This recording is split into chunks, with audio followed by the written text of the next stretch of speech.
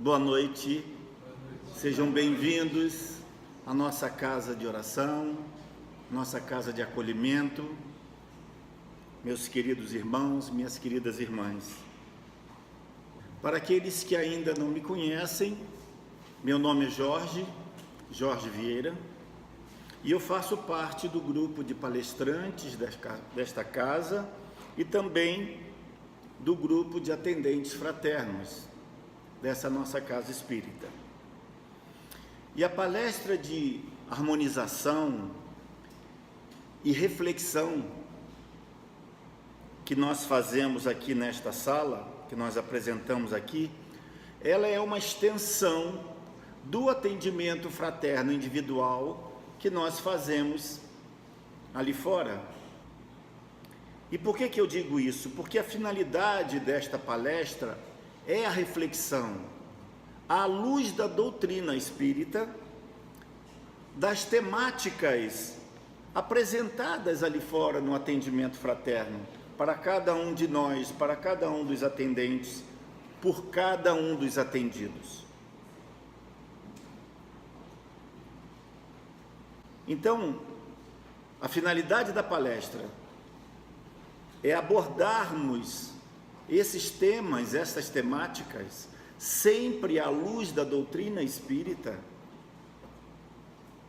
e de maneira acolhedora, para nos auxiliar a entender melhor as nossas dores e os nossos sofrimentos que nos trouxeram aqui ao nosso tratamento espiritual. Essa é a finalidade principal. Por isso que a palestra é o tratamento. O tratamento não é só o passe. O passe é um momento sublime onde nós recebemos a transfusão de energias que restabelece o nosso perispírito, que harmonizam o nosso corpo físico e o nosso corpo espiritual. Mas o passe só não nos cura. O que nos cura é a reflexão da palestra, é a reflexão dos temas que aqui trazemos, porque através da reflexão desses temas é que nós encontramos as respostas que nós muitas vezes buscamos. Por isso, sempre à luz da doutrina espírita, que é essencialmente uma doutrina cristã, para aqueles que ainda não sabem. A base, a pedra fundamental da doutrina espírita é o Evangelho revivido, ou redivivo, como preferirem, o Evangelho do Cristo. Então é em cima dos ensinamentos de Jesus que nós vamos refletir sobre as temáticas. É claro que nós não vamos refletir sobre todas elas hoje, por isso que nós fazemos várias palestras. E a cada palestra nós tentamos, intuídos pela espiritualidade, escolhermos temas para que aqui nós possamos refletir, auxiliados por escritores espirituais desencarnados, auxiliados por escritores espíritas encarnados ainda, enfim, textos que nós chamamos de edificantes. Esses mesmos textos, baseados nesses mesmos livros que nós recomendamos ali. Por isso que nós fazemos questão de dizer o nome do livro, para que os senhores, como acontece com frequência após a palestra, venham e perguntam de qual livro foi extraído aquele texto, que evidentemente nós fazemos adaptações para nos inserirmos, né? Muitas vezes o autor se dirige diretamente a quem está lendo, né? Mas nós aqui também estamos inseridos nesse processo de crescimento e de tratamento espiritual. E a melhor maneira de nós iniciarmos a nossa reflexão é sempre lembrando de uma passagem do Evangelho de Mateus, capítulo 18, versículo 20, onde Jesus diz aos seus apóstolos: pois onde 2 ou 3 estão reunidos em meu nome, aí estou eu no meio deles. Então, meus irmãos, nesta certeza, porque a promessa de Jesus é sempre cumprida, nesta certeza de que Ele está no meio de nós, já que somos mais de 2 ou 3, pelo menos encarnados, não é? Convidamos a todos a lhe agradecer por todo o seu amor, por toda a sua proteção e por toda a sua boa nova.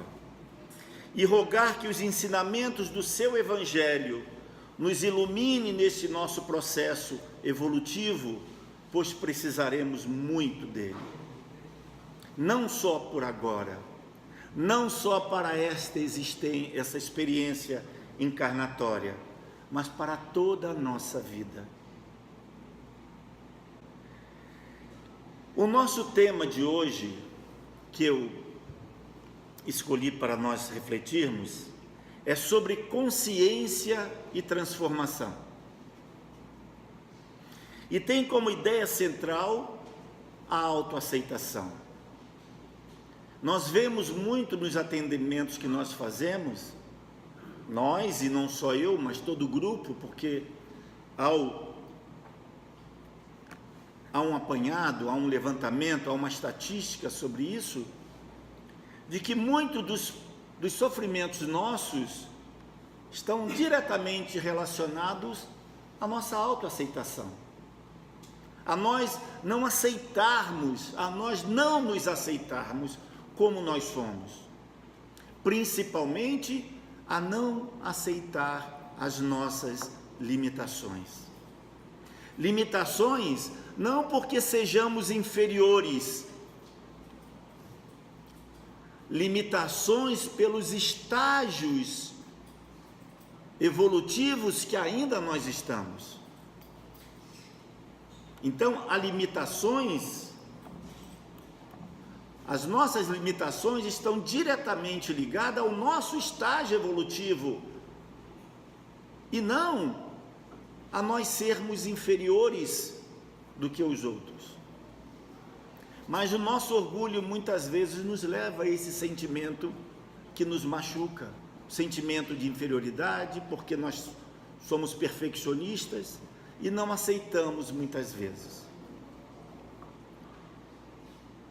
E para iniciar a nossa reflexão, eu separei um texto do livro Da Esperança, de Emmanuel, e o benfeitor Emmanuel nos diz: errados ou inibidos, deficientes ou ignorantes, rebeldes ou faltosos, é necessário aceitar a nós mesmos, tais quais somos, sem acalentar ilusões a nosso respeito, mas conscientes de que a nossa recuperação, melhoria, educação e utilidade no bem dos semelhantes, na sustentação do bem de nós mesmos, podem principiar desde hoje, se nós quisermos,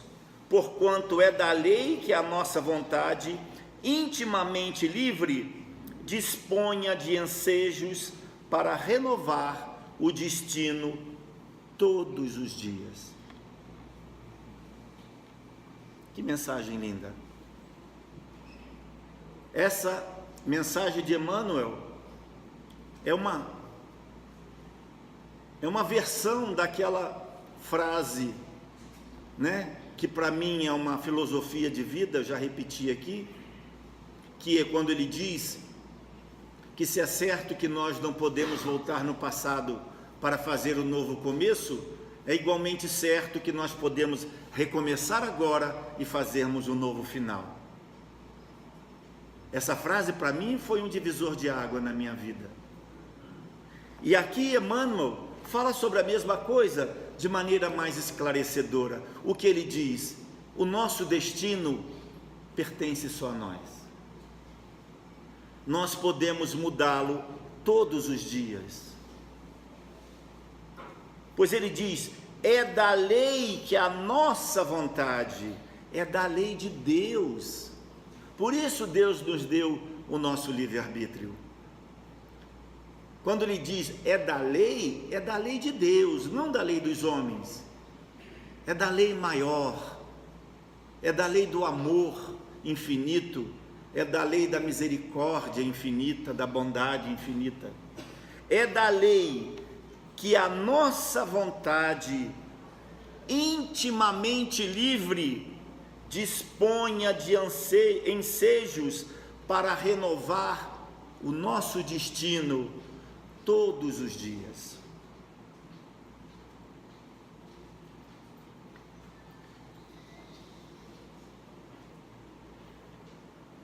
E é exatamente isso, meus irmãos, que muitas vezes nós precisamos fazer, nos aceitar, como Emmanuel diz, sejamos errados ou inibidos, deficientes ou ignorantes, rebeldes ou faltosos, todos nós podemos mudar o nosso destino, mas para isso precisamos nos aceitar.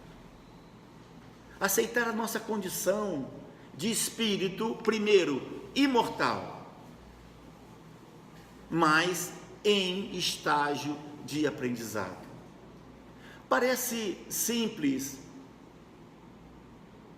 mas a compreensão disso já nos traz uma melhoria em nossas vidas, porque passaremos a encarar os nossos problemas, passaremos a encarar as nossas dores com outros olhos.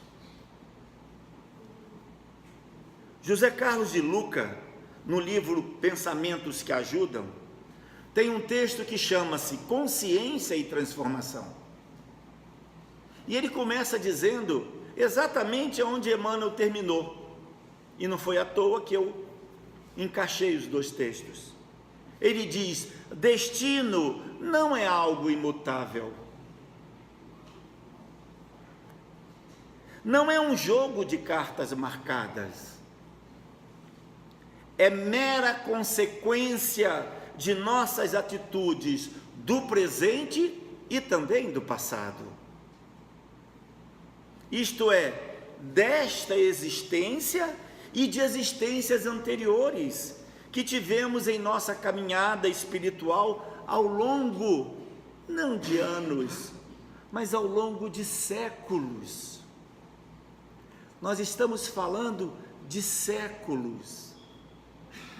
O nosso orgulho costuma utilizar uma régua, como eu falei na semana passada, humana, que no máximo, vamos ser bastante otimista, a média de expectativa de vida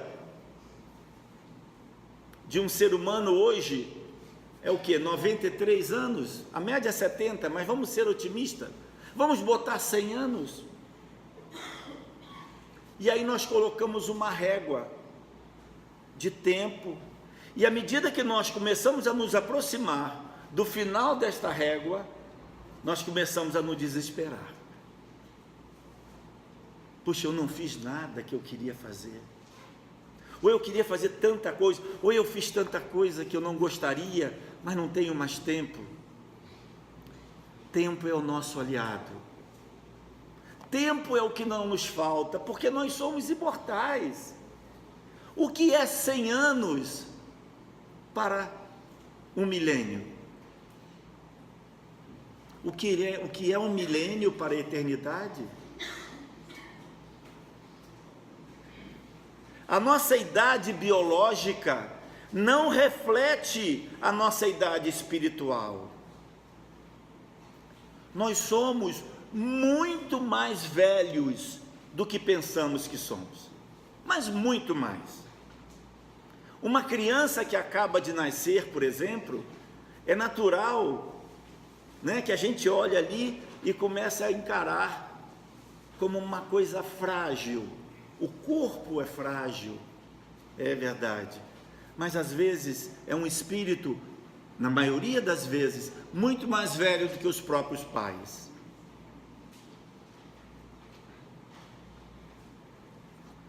Nós estamos caminhando pela eternidade, meus irmãos, há muito tempo.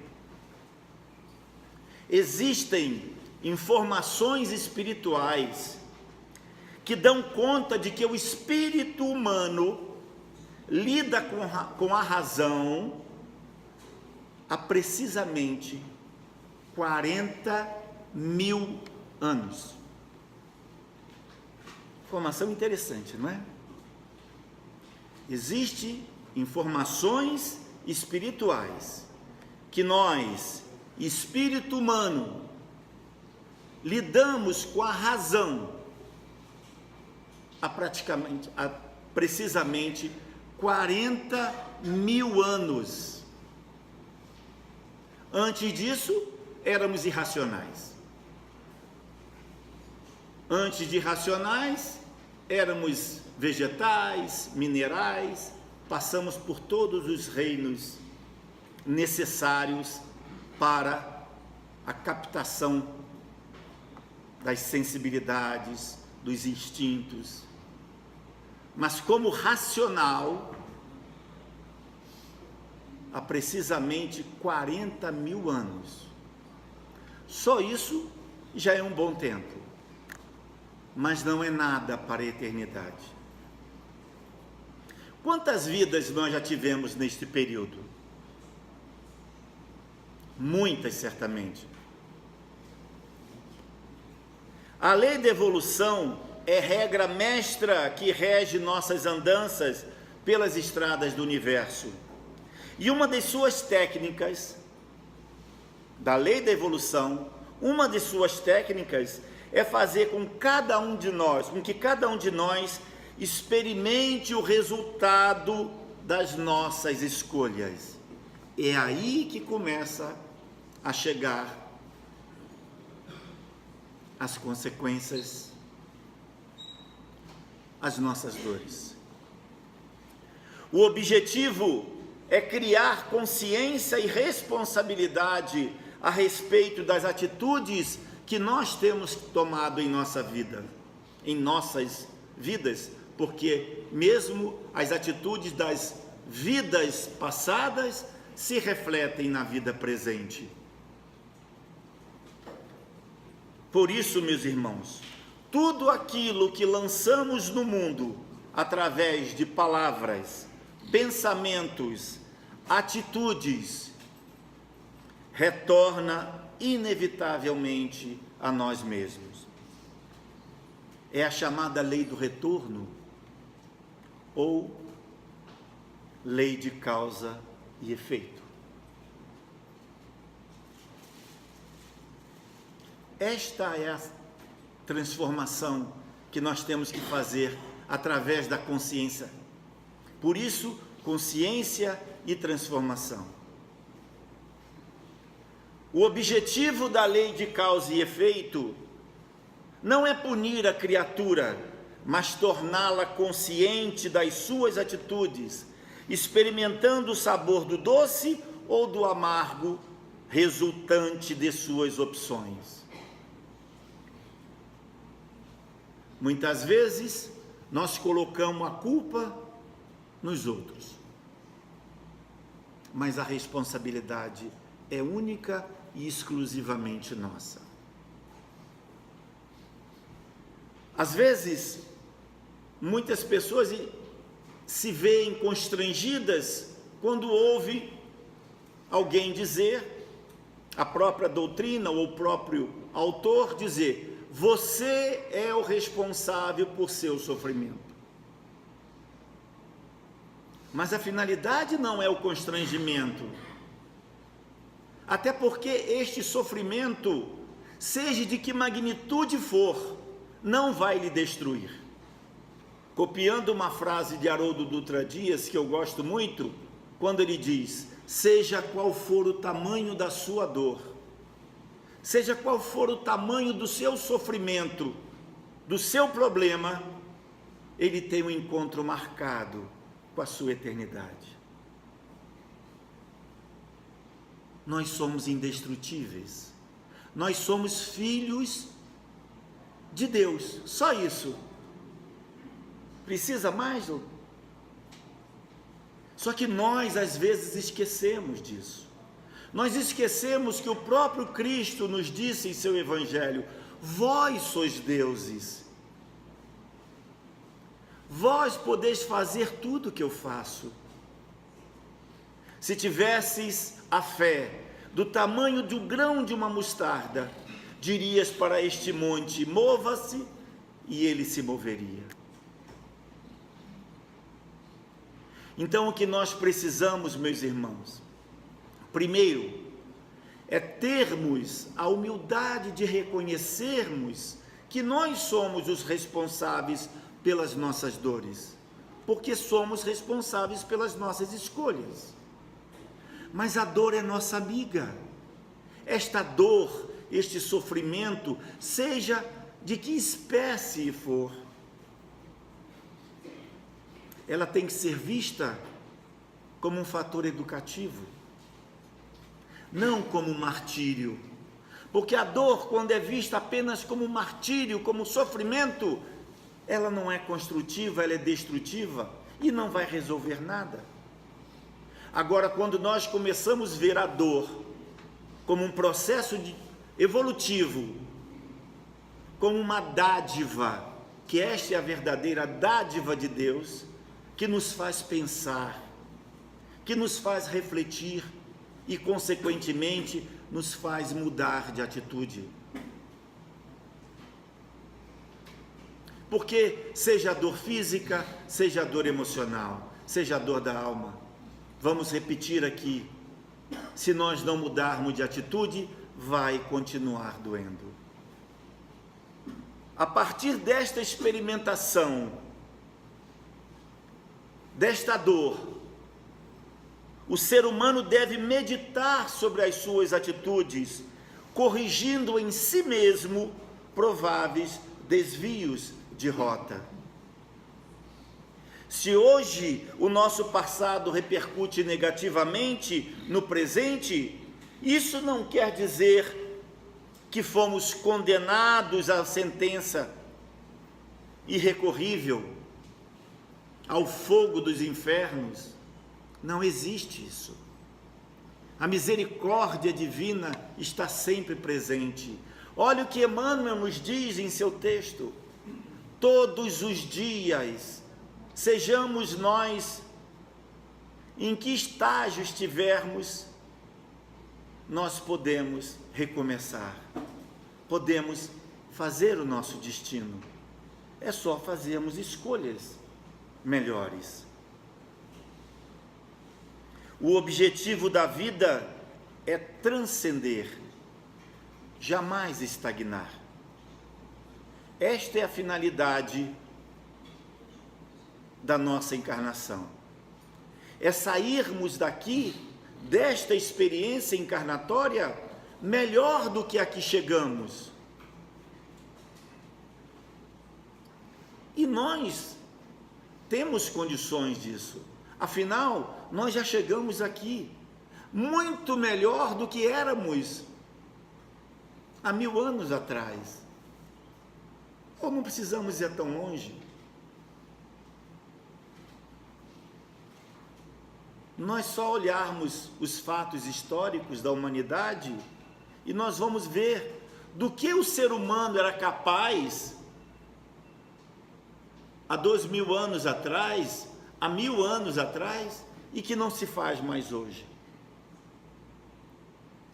Existiu uma evolução de nível intelectual, mas existe também uma evolução de nível comportamental. É claro que o nosso planeta, o nosso país, ainda sofre as consequências das escolhas coletivas. Por isso é um planeta de expiação e prova, onde o mal predomina, mas existe bem. Mesmo com a predominância do mal, ainda existe bem. E nós estamos caminhando para um outro estágio. E quando o planeta está caminhando para um estágio de regeneração, que é um estágio mais avançado, é porque a sua coletividade também está melhorando. Sim, aqueles que não acompanharem serão convidados a reencarnarem num outro planeta, também continuando de expiação e prova. Esta é a misericórdia divina, é a justiça divina. Comumente, nossos maiores problemas nas vidas estão nas áreas das nossas imperfeições. É só nós atentarmos para isso. Então, o obstáculo é o convite de Deus para que cada um se aprimore naquilo em que ainda não é bom. Então, o obstáculo pode ser traduzido na dor, no constrangimento, no sofrimento. É um convite que Deus nos faz para que nós possamos nos aprimorar naquilo em que ainda não somos bons.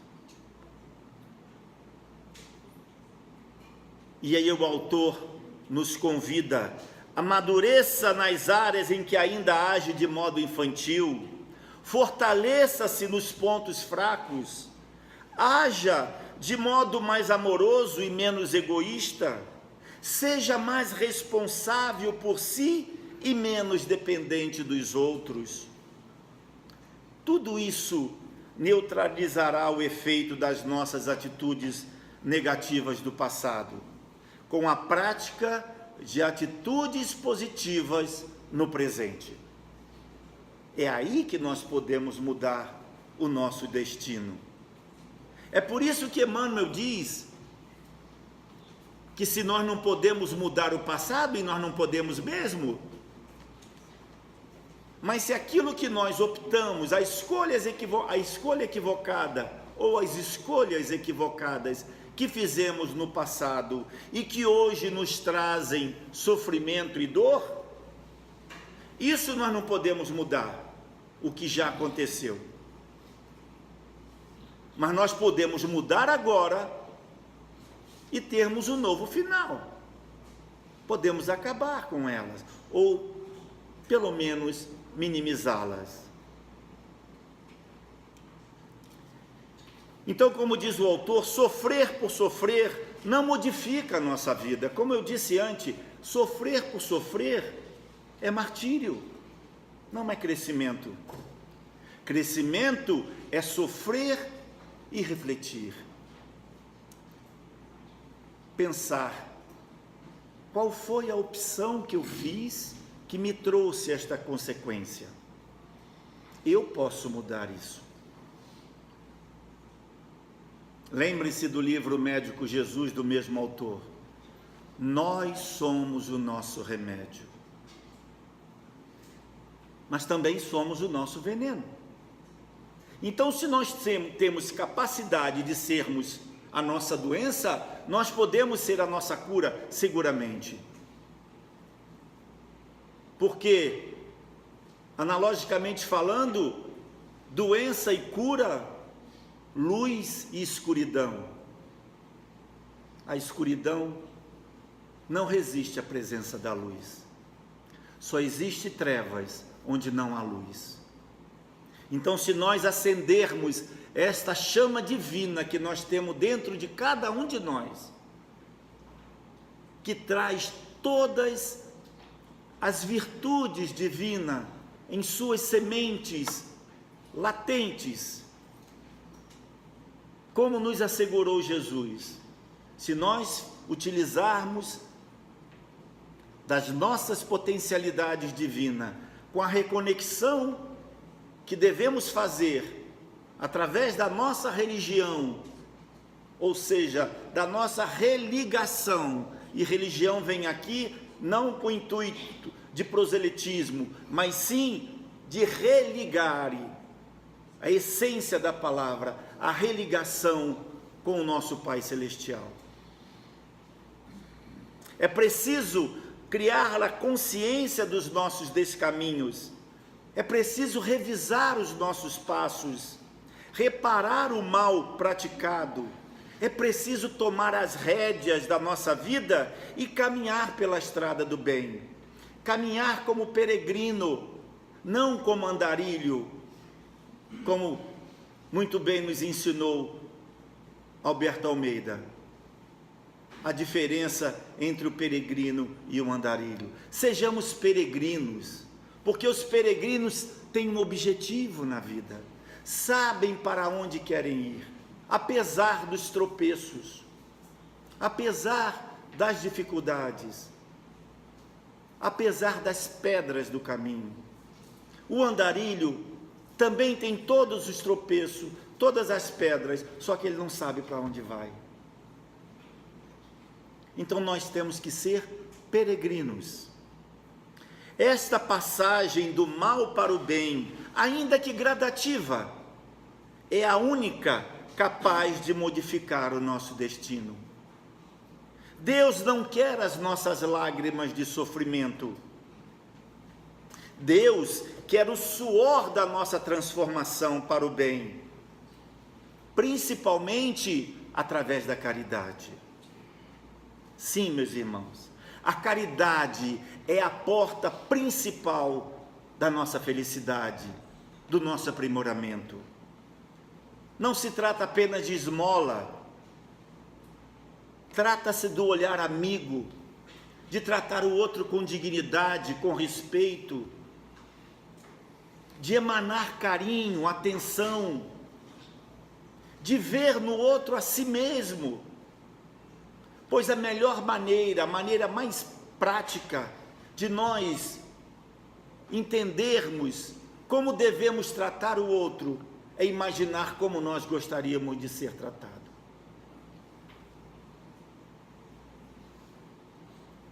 Trata-se também e principalmente da caridade do bom olhar, da caridade da boa palavra, da caridade de ouvir o desabafo de um desesperado. Trata-se da caridade do esquecimento das ofensas, do socorro àquele que passa pela provação, da caridade da paciência e da compreensão para com as pessoas que nos são tão difíceis, como todos nós temos em nossas vidas. Isto é caridade, compreendermos e sermos indulgentes com as pessoas que nos são difíceis. Não estamos julgando quem está certo, quem está errado. Isto é caridade. E também não nos esqueçamos da caridade para conosco mesmo, que nos estimula a cuidar de nós com todo o amor que nós merecemos. Porque quando Cristo nos ensinou, amai ao próximo como a ti mesmo, Ele quis dizer que nós precisamos nos amar antes de amar o próximo. Mas isso não tem nenhum viés de egoísmo. Egoísmo é querer que todo mundo nos ame. Não.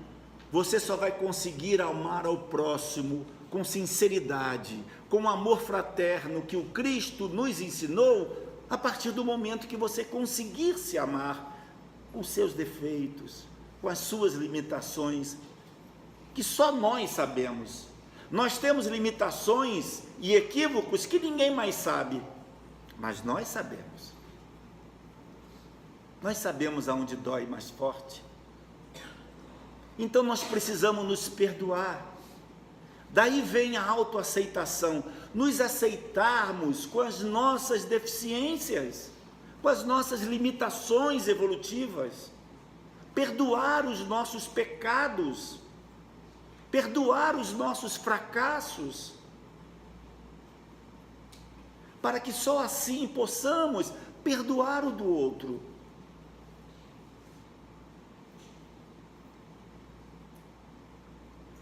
Enxergar-nos com bons olhos, tratar-nos gentilmente, estimular-nos positivamente para o enfrentamento de uma vida cada vez mais cheia de desafios, cada vez mais cheia de obstáculos. Não pense, meus irmãos, que daqui para frente só vai melhorar, não. Cada dia os desafios serão maiores. Mas não se esqueçam, nós somos filhos de Deus. É muito importante termos esse mantra conosco.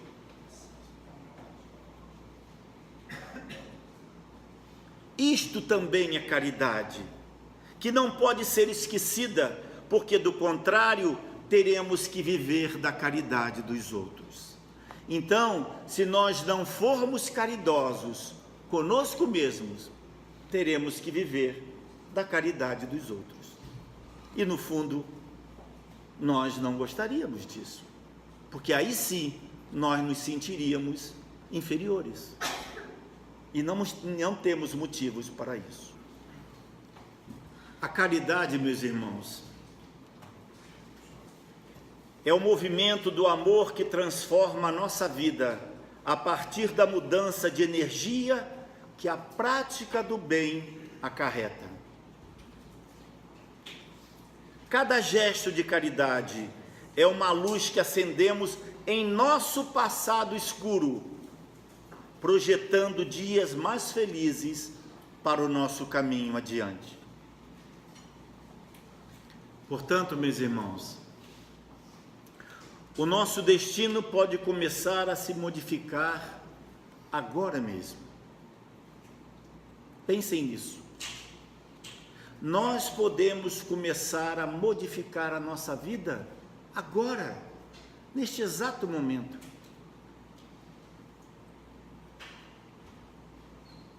É só querermos. É por isso que respeitamos o tempo de cada um. Mas estejam certos, aqueles que mais se demorarem a perceber esta mudança, mais sofrimento terão. Para começarmos a modificar a nossa vida agora, basta saber se no lugar da inércia a caridade será a nossa conselheira, será a nossa amiga e companheira de todas as horas. A escolha é nossa. Nós temos a liberdade das escolhas. Tem um texto lindo de Raul Teixeira, que eu vou trazer aqui a nossa reflexão aqui, qualquer dia desse, que ele fala sobre a liberdade das escolhas.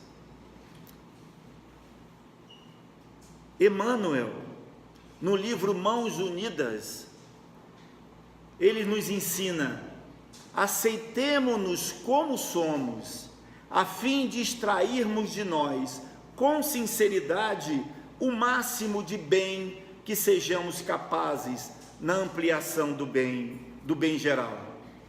Porque se teimamos em não reconhecer a realidade que não é própria, não somente perderemos tempo precioso, como também correremos o risco de comprar a inveja e ao ciúme, ao ódio e ao desespero, sofrimento e problemas de que não temos a menor necessidade. Isso é escolha. Aceitemo-nos como somos, a fim de extrairmos de nós, com sinceridade, o máximo de bem, de que sejamos capazes na ampliação do bem maior. Porque se teimarmos em não reconhecer a realidade que nos é própria, ou seja, se nós continuarmos repetindo e não reconhecermos a nossa realidade de espírito em evolução, nós vamos continuar colhendo sofrimentos.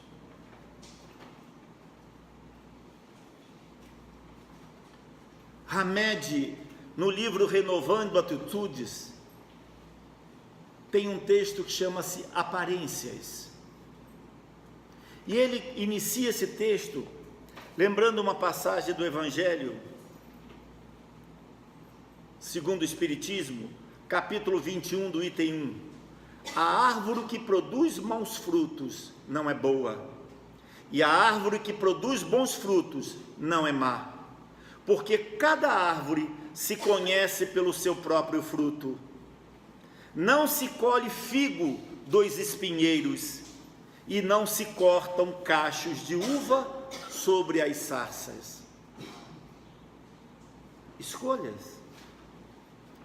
A árvore que dá bons frutos, que somos nós, as árvores, vamos dar os frutos de acordo com as nossas escolhas. Hamed tem um texto, às vezes, um pouco mais duro, mais psicológico. Veja o que ele diz. Vamos refletir sobre o que ele acabou de dizer.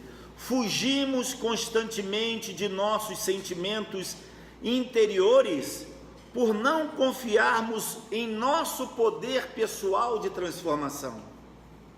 E dessa forma, nós forjamos um disfarce para sermos apresentados perante os outros. Então, muitas vezes, nós preferimos disfarçar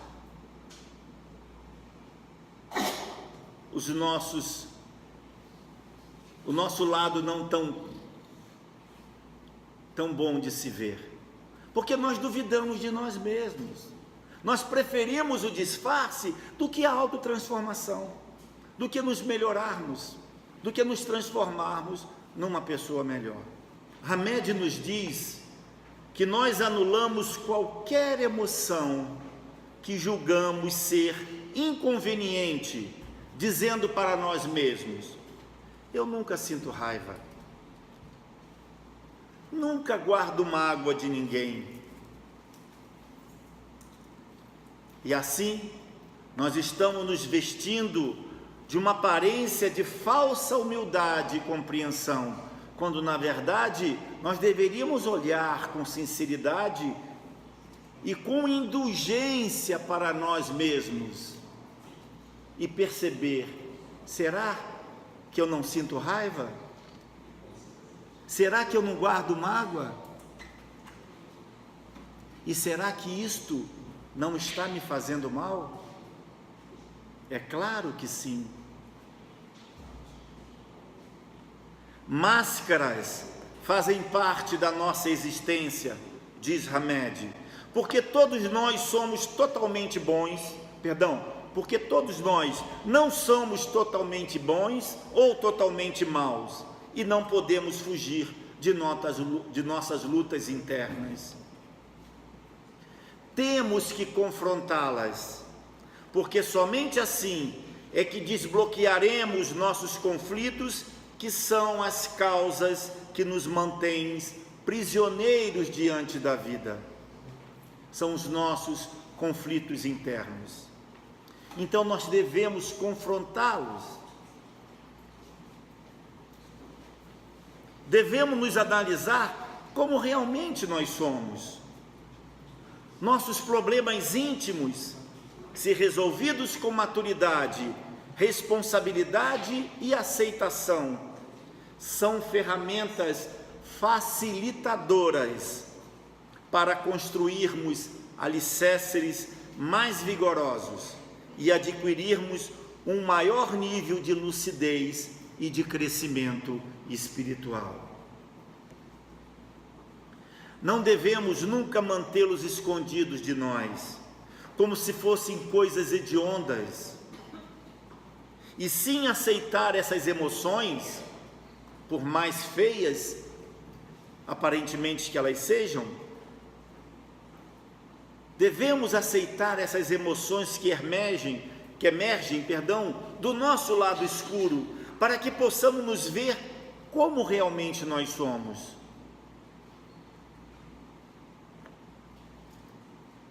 Por não admitirmos que evoluir é experimentar choques existenciais e promover um constante estado de transformação interior, é que às vezes deixamos que os outros decidam quem realmente nós somos. É natural. Quando nós não tomamos conta da nossa própria vida, do nosso próprio destino, outras pessoas tomarão.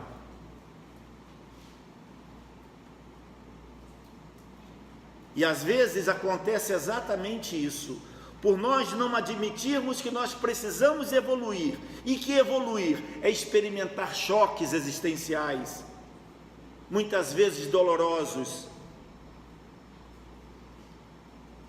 E isto é um constante estado de transformação. Nós estamos aqui para nos transformarmos em pessoas melhores. E por não aceitarmos este desafio, às vezes deixamos que os outros decidam quem realmente nós somos, colocando-nos então num estado de enorme impotência perante a nossa própria vida. Aí nós nos sentimos impotentes.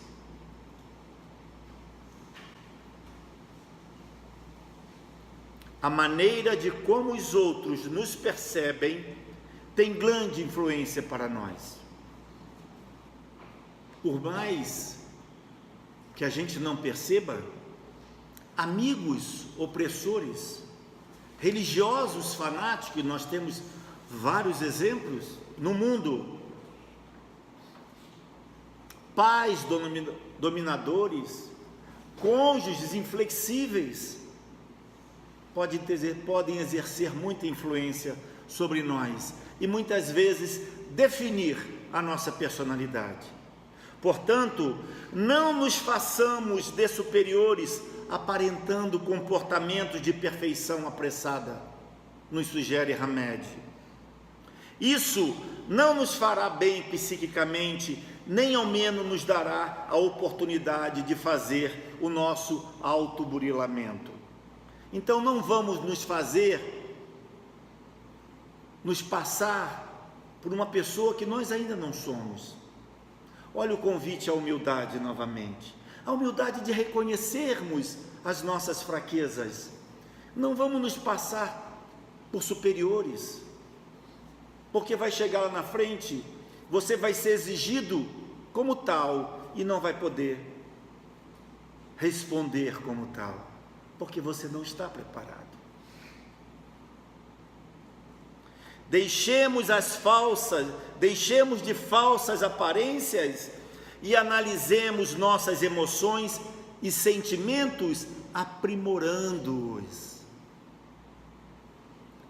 Esta deve ser a nossa busca: reconhecer os nossos sofrimentos, os nossos sentimentos, as nossas emoções, e os nossos sentimentos, e aprimorá-los.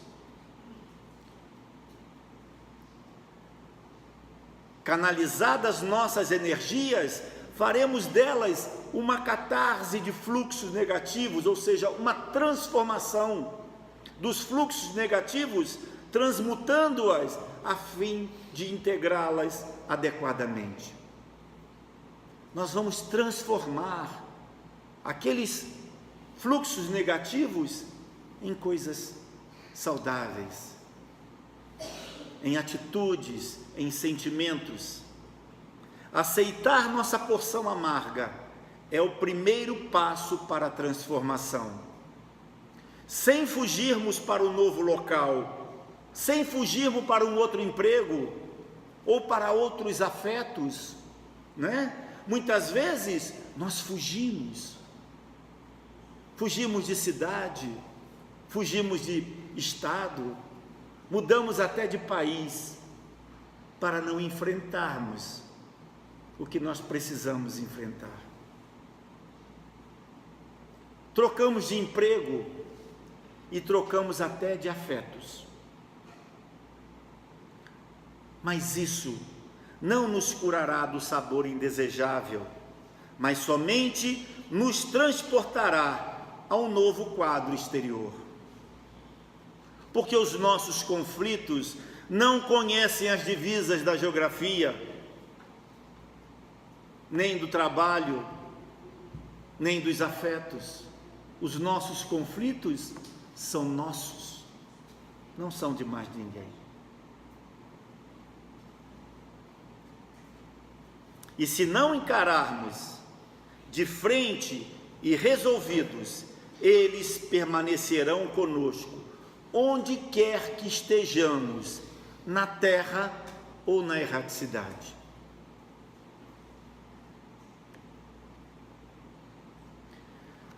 Para que possamos fazer uma alquimia das correntes energéticas que circulam em nossa alma, procedamos à autoobservação, nos aconselha Hamed.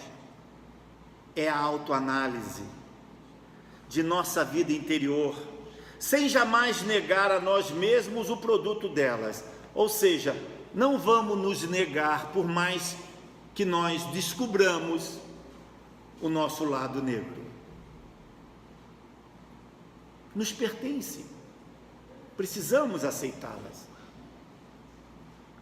Lembremos-nos de que, por mais que se esforcem as mais árvores para parecer boas, mesmo assim elas não produzirão bons frutos.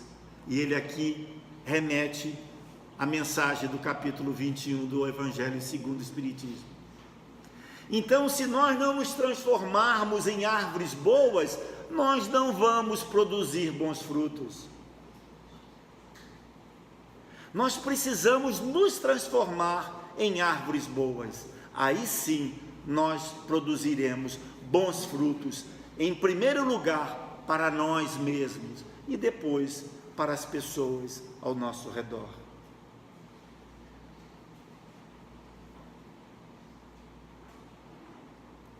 Também os homens serão reconhecidos, não pelos aparentes frutos, não por manifestarem atos e atitudes mascarados de virtudes, mas por serem criaturas resolvidas interiormente e conscientes de como funciona o seu mundo emocional. Esta é a busca do conhecimento. Esta é a busca da autotransformação. Esta é a reforma íntima. Não é só isso, mas também é isso. É nos transformarmos, nos conhecermos, o autoconhecimento. O autoconhecimento é que nos leva à autotransformação. Primeiro precisamos nos conhecer, para depois nos transformarmos. Agora, como tem um texto muito bonito de Hermance Dufour, em que ela diz que entre o autoconhecimento e a autotransformação tem que haver uma ponte, chamada a ponte do auto-amor, do auto-perdão. Porque quando nós nos descobrimos, muitas vezes não gostamos do que vimos.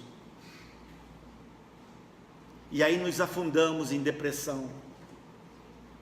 Mas este não é o caminho. O caminho é nos amarmos, nos entendermos que somos passíveis de erros, mas que somos seres destinados à perfeição e à felicidade suprema. Então, o primeiro passo é nos amar e nos perdoar, e depois fazer a autotransformação. Também os homens serão reconhecidos, não pelos aparentes frutos, mas não por manifestarem atos e atitudes mascarados de virtudes, mas por ser criaturas resolvidas interiormente e conscientes de como funciona seu mundo emocional. Somente pessoas com este comportamento estarão aptas a ser árvores produtoras de frutos realmente bons e saudáveis e gostosos. Vamos finalizar com um pequeno texto do livro Palavras de Vida Eterna, um texto de Emmanuel, onde ele diz o seguinte: ninguém se queixe inutilmente, A dor é processo, a perfeição é fim.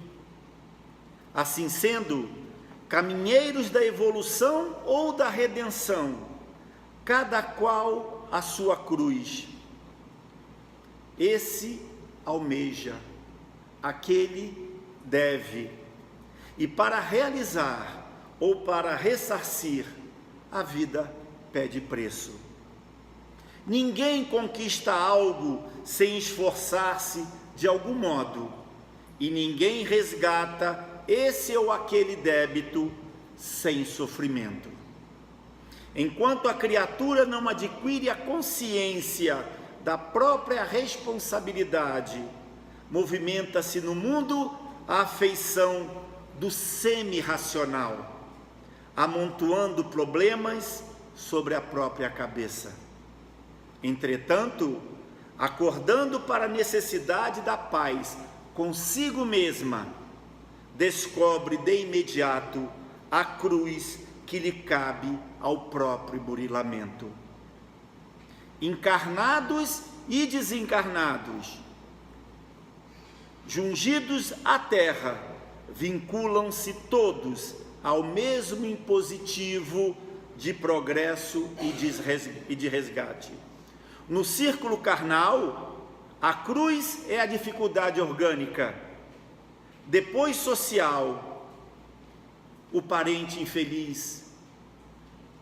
No plano espiritual, é a vergonha do defeito íntimo não vencido, a expiação da culpa, o débito não pago. Tenhamos, pois, a coragem precisa de seguir o Senhor em nosso anseio de ressurreição e vitória. Para isso, porém, não nos esqueçamos de que será preciso esquecer o egoísmo inquisitamente e tomar a nossa cruz. Meus irmãos, que Deus abençoe a todos e que Jesus vos acompanhe ao regresso aos vossos lares. E até a semana que vem. Vão em paz.